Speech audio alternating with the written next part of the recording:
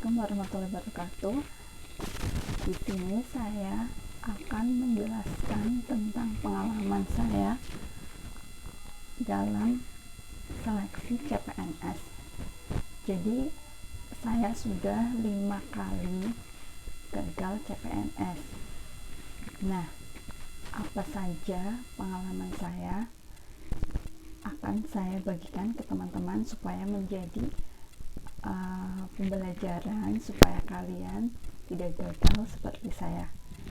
Nah, saya memulai mendaftar CPNS itu tahun 2013. Itu baru lulus kuliah S1, langsung ada lowongan CPNS, saya daftar dan itu saya anggap sebagai coba-coba aja gitu. Jadi belum begitu serius untuk mendaftar CPNS. Nah, waktu itu SKD belum menggunakan CAT, masih manual menggunakan LJK, dan waktu itu pendaftar ratusan dan formasi yang dibutuhkan hanya 1, dan belajar itu tidak maksimal, auto tidak lulus untuk SKD-nya. Dan lanjut tahun 2014 saya mencoba lagi untuk mendaftar CPNS di ibu kota karena waktu itu untuk jurusan saya masih sangat sedikit formasinya. Nah, saya daftar di Perpustakaan Nasional waktu itu. Dibutuhkan 8 dari ilmu perpustakaan, dan waktu itu masih bisa memilih 2 formasi.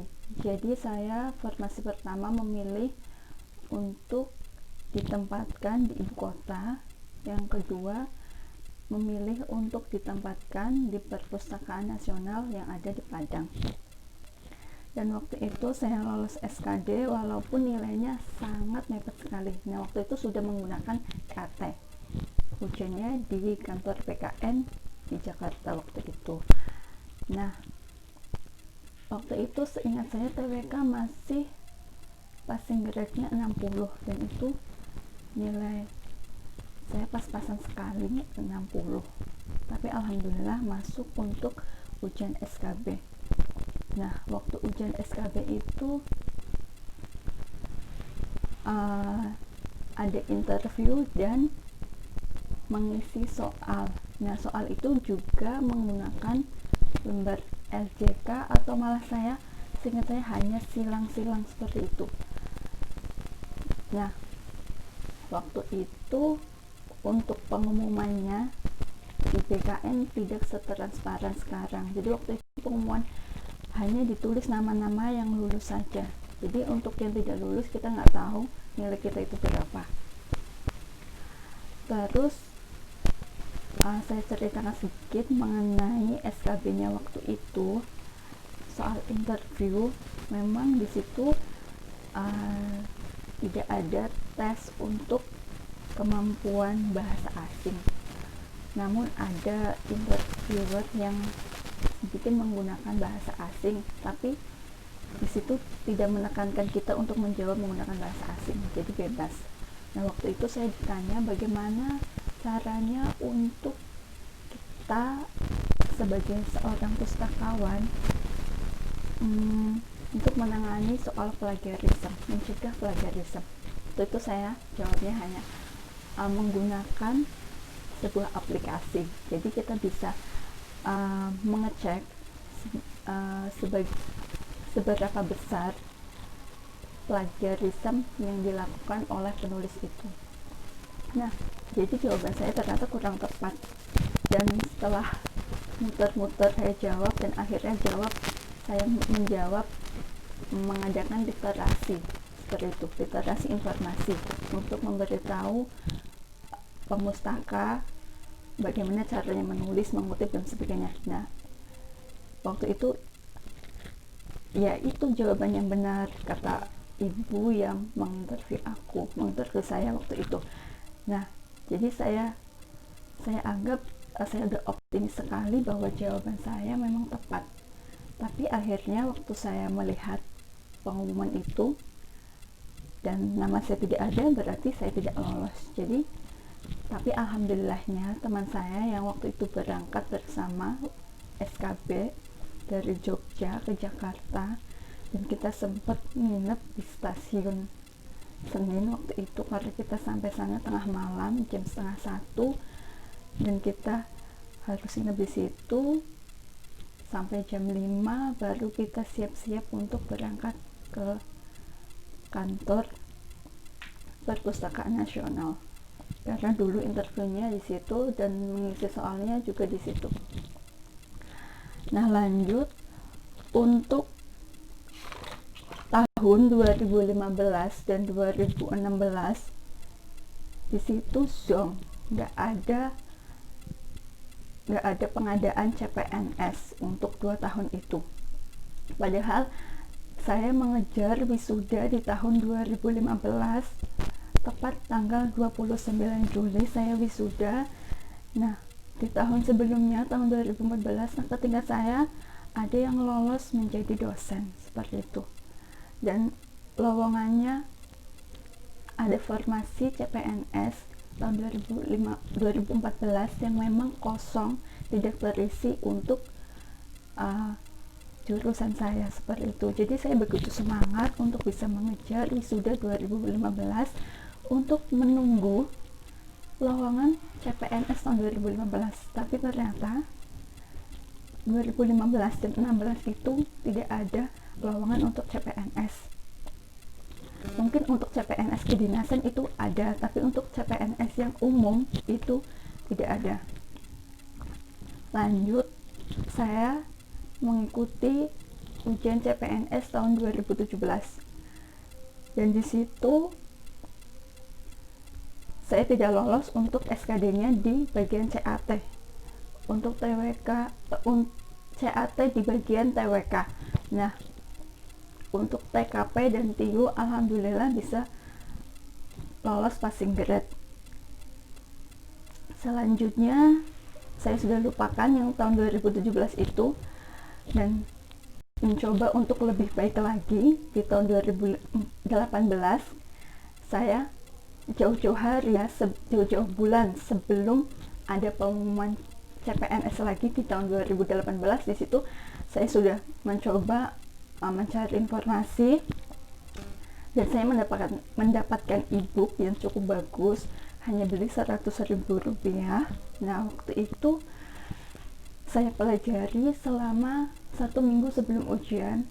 Karena apa? Karena waktu itu saya sibuk sekali, sudah bekerja dan mengurus akreditasi borang seperti itu ya. Tahu kan mengurus borang itu capeknya seperti apa, sibuknya seperti apa. Kita harus mengadakan apa yang nggak ada sebelumnya, dan waktu itu saya memegang 2 standar, jadi cukup berat bagi saya karena saya di rumah juga sudah ada balita.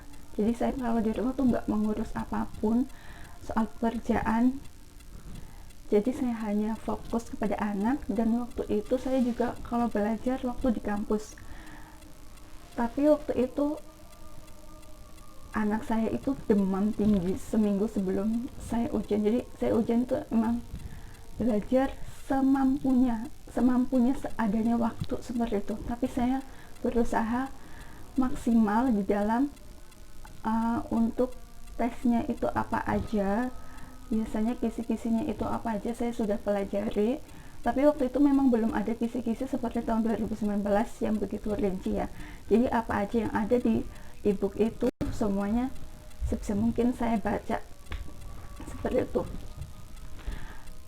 Nah, jadi untuk ujian yang 2018 ini kan memang tahu ya sedikit konyol. Jadi waktu itu saya memang nggak lolos untuk passing grade di TKP. Nilai saya hanya 130, padahal waktu itu nilai TKP harus memenuhi 143. Dan waktu itu memang saya pas mengisi TKP itu sedikit kaget, beda jauh dengan soal 2017. Jadi saya sudah patah semangat waktu itu, memang sudah nggak lolos passing grade. Nah jadi udah saya lupakan waktu itu. Untuk ujian selanjutnya SKB saya tidak memantau lagi bagaimana perkembangan CPNS selanjutnya. Namun tiba-tiba beberapa minggu kemudian setelah ujian SKD itu ada pengumuman. Saya masih ingat waktu hari Sabtu pagi-pagi jam 8 atau jam 9, tiba-tiba ada nama saya di situ. Nah, memang pada ujian 2018 itu CPNS diadakan perangkingan karena banyak sekali formasi yang kosong seperti itu. Nah, untuk formasi saya memang membutuhkan satu. Di situ ada 6 pendaftar seingat saya, dan hanya diambil 3 karena 3 kali dikalikan kebutuhan formasi.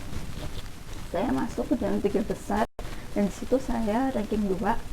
Nah, untuk ujian SKB-nya ada ASEAN Sobat saya kartu ke CPNS 2018. Nah, tadi saya sudah sedikit cerita bahwa saya mengikuti CPNS 2018 sampai SKB. Jadi pengalaman saya, apa yang membuat saya gagal di tahun itu, yang pertama adalah surat sehat, dan kedua adalah saya kurang persiapan.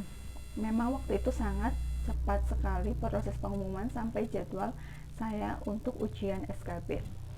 Jadi waktu itu pengumuman memang mendadak hari Sabtu jam 8, kalau tidak salah jam 8 atau jam 9 pagi waktu itu.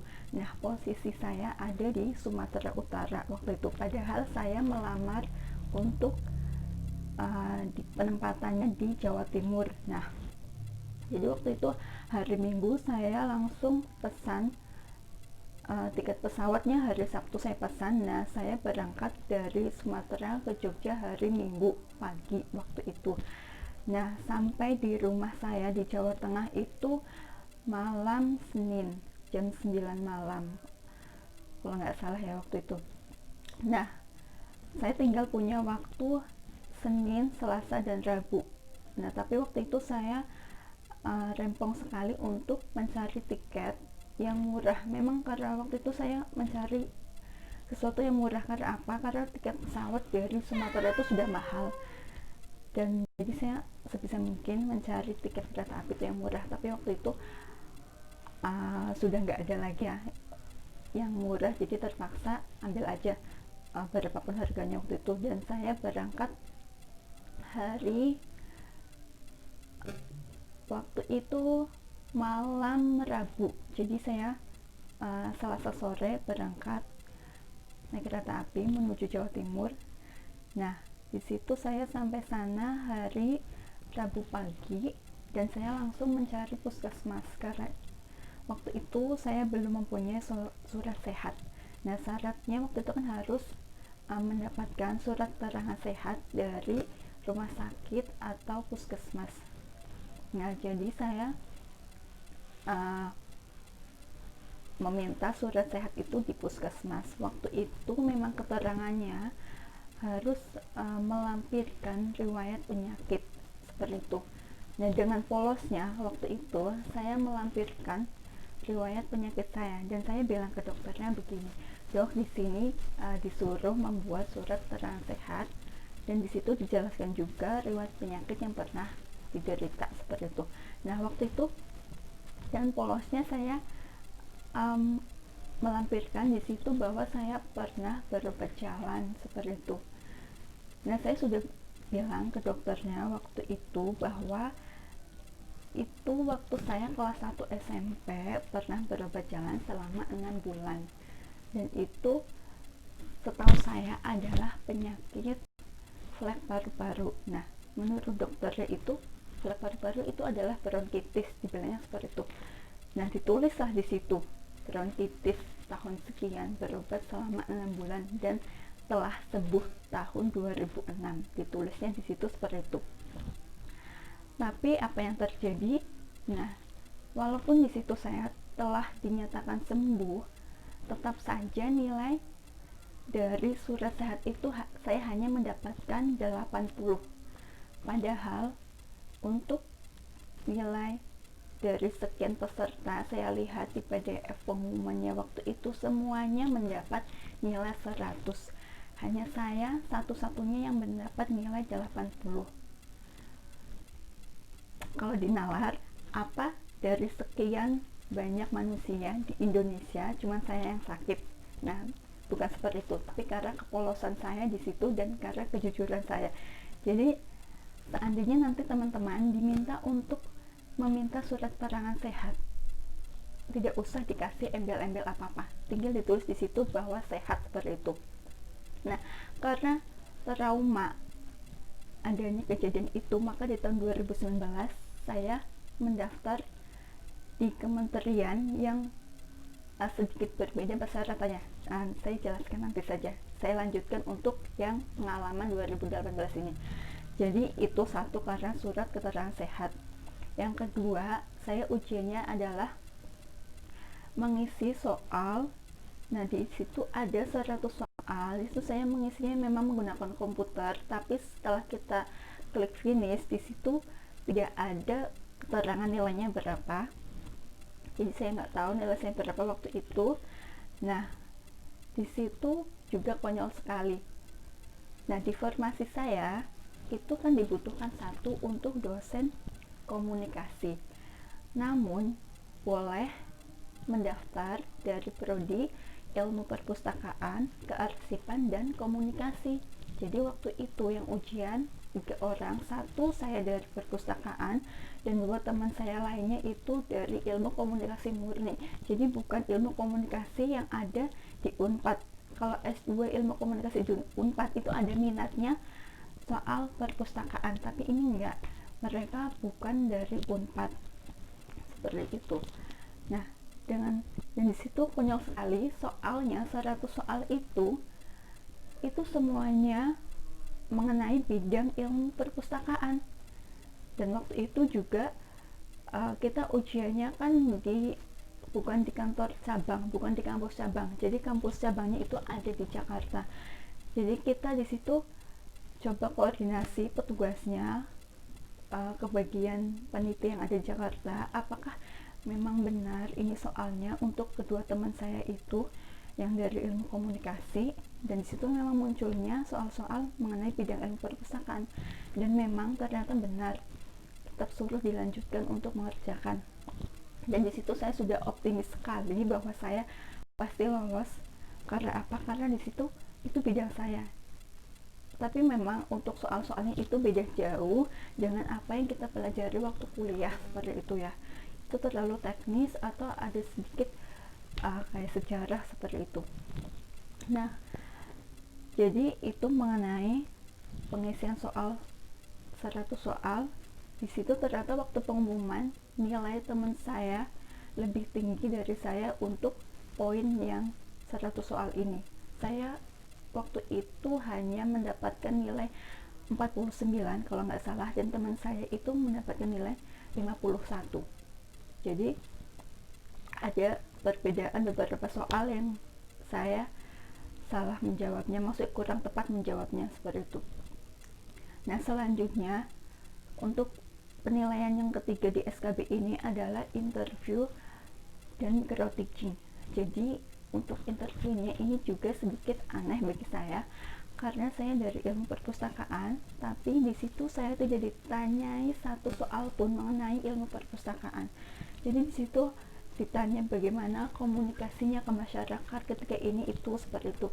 Dan ditanya soal profesi dosen juga hanya sedikit lebih ke apa ya, menurut saya urusan pribadi, contohnya bagaimana keluarganya kalau pindah dan sebagainya, seperti itu. Nah, di situ saya juga ditanya mengenai 10 tahun kemudian posisi Anda di dosen sudah, jabatan Anda di dosen sudah seperti apa, seperti itu. Dan waktu itu saya menjawabnya sudah lektor kepala jabatan saya, seperti itu. Nah, saya waktu itu juga ditanya apakah yakin, dan saya jawab aja itu yakin, sebisa mungkin saya meyakinkan, seperti itu. Nah, itu mengenai interview. Dan ada juga, dan waktu itu ada 2 orang yang menginterview saya, dan satu yang mengenai urusan pribadi seperti itu, dan untuk jabatan dosen, dan yang satu untuk komunikasi. Dan yang untuk komunikasi ini juga beliau menanyakan kepada saya, coba jelaskan mengenai universitas yang Anda tuju menggunakan bahasa asing, seperti itu. Dan di situ saya belum punya persiapan sama sekali, jadi saya coba jelaskan sebisa mungkin dan semampu saya, seperti itu. Dan di SKB ini, interview ini juga banyak sekali persiapan yang sudah saya siapkan dan nyatanya tidak ditanyakan. Contohnya mengenai KRS, seperti itu. Mengenai RPS, yaitu rencana pembelajaran semester. Di situ sudah saya buat dalam satu semester satu mata kuliah dengan sangat rinci, dan di situ untuk micro teachingnya juga saya sesuaikan dengan isi RPS-nya.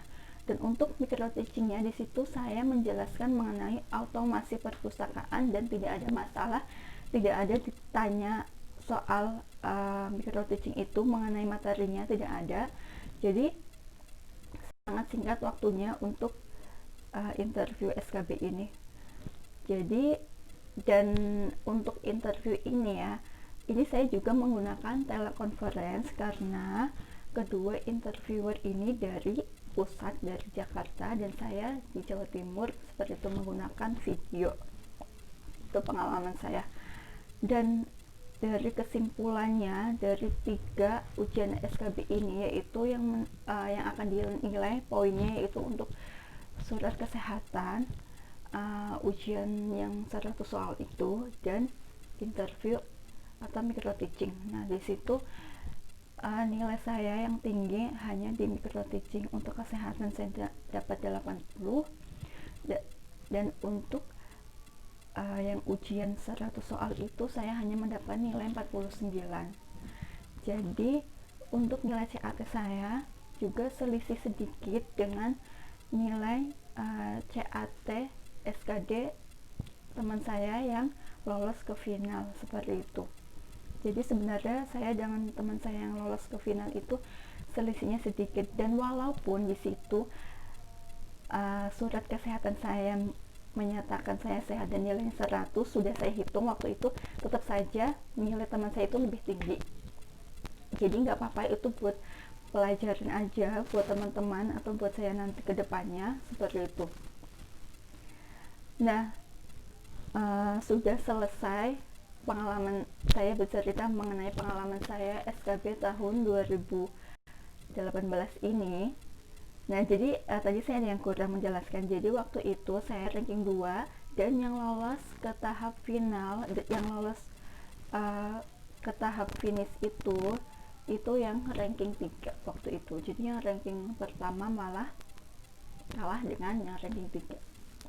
Jadi untuk SKB itu sangat menentukan sekali untuk hasil finishnya.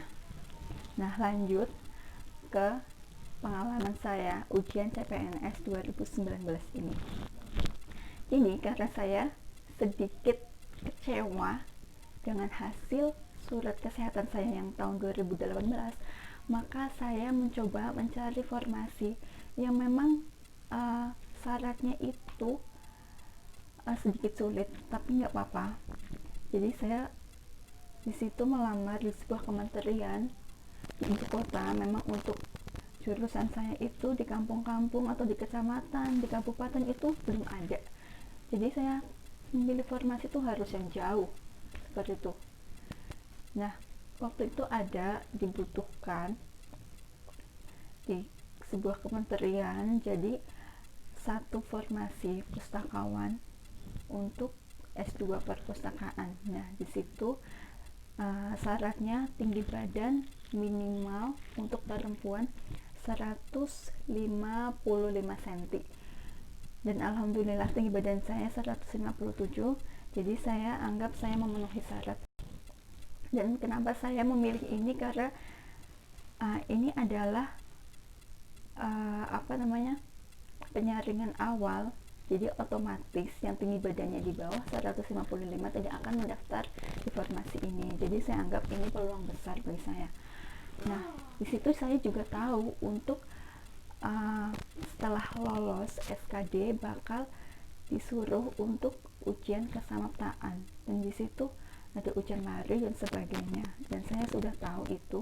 Dan di situ juga ada untuk ujian kesehatannya, ada rongsen dan EKG seperti itu. Nah, jadi saya anggap itu akan berlaku sangat adil jika memang ujian kesehatannya menggunakan rongsen dan EKG. Jadi di situ ada bukti yang jelas seperti itu maksud saya. Jadi tidak ada yang merasa terzolimi nantinya seperti itu. Nah, namun persiapan saya di ujian ini sudah sangat lama. Saya belajar kurang lebih selama 2 bulan, dan itu saya menggunakan waktu, bukan waktu ketika siang waktu saya bekerja, bukan, tapi ini ketika saya di rumah malam-malam saya belajar 2 bulan sebelum waktu ujian tiba.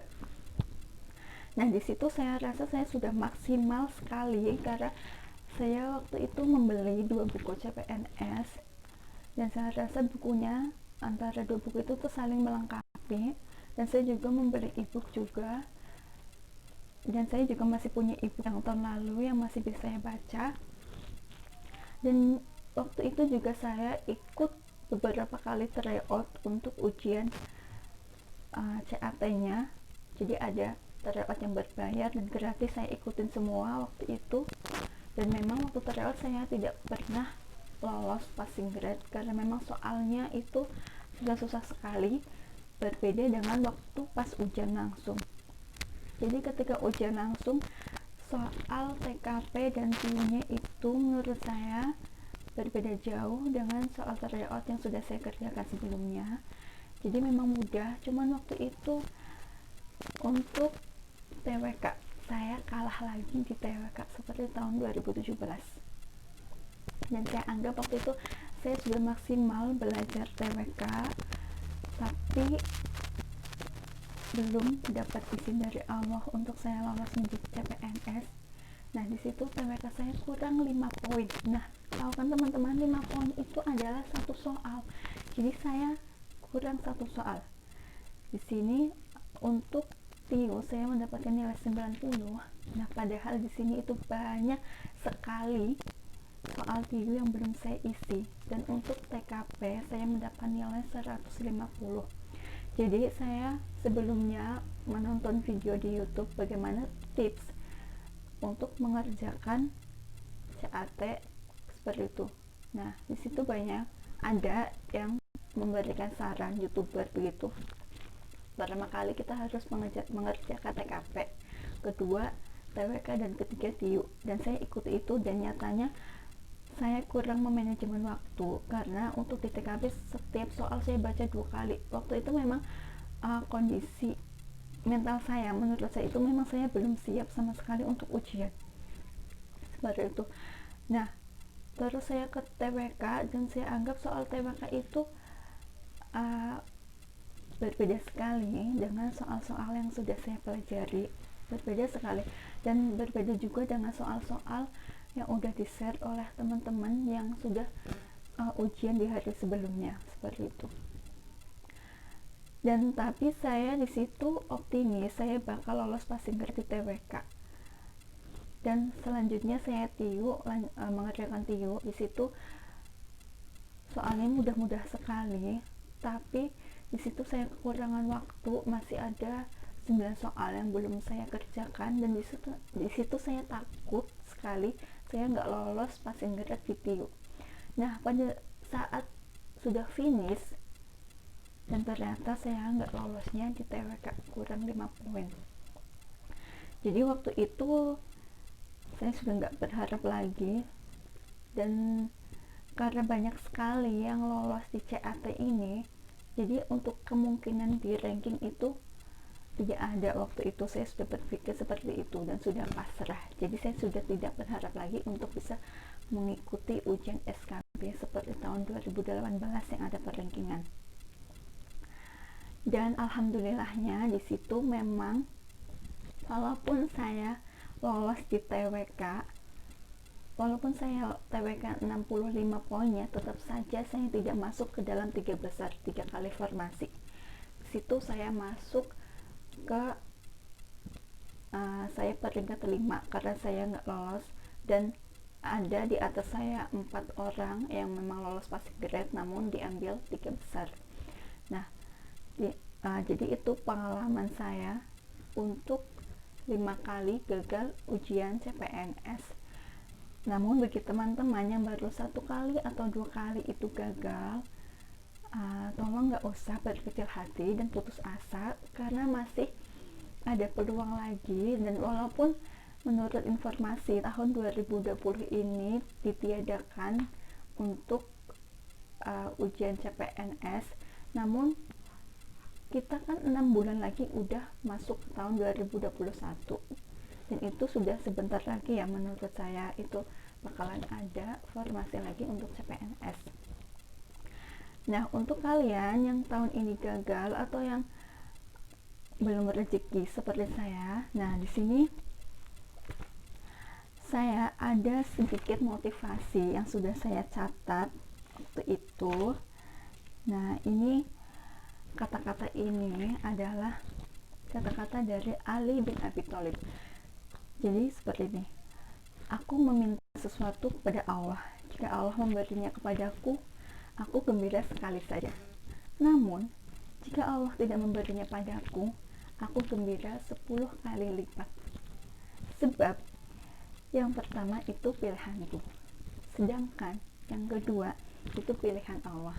Jadi teman-teman, untuk tahun ini yang masih gagal, yang masih belum bisa masuk SKB, atau yang nantinya udah ikut SKB dan masih belum lolos, gak apa-apa, kita coba lagi tahun depan. Dan ini adalah formasi yang kita pilih adalah formasi yang nantinya tidak baik untuk kita, dan mungkin masih ada pekerjaan di luar sana yang memang lebih cocok dengan kita, seperti itu. Terima kasih untuk teman-teman yang sudah menonton channel saya ini. Semoga apa yang sudah menjadi pengalaman saya kemarin bisa menjadi pelajaran untuk teman-teman ke depannya. Untuk bisa memajukan atau mengembangkan channel saya, tolong untuk like, komen, atau subscribe channel saya. Terima kasih. Wassalamualaikum warahmatullahi wabarakatuh.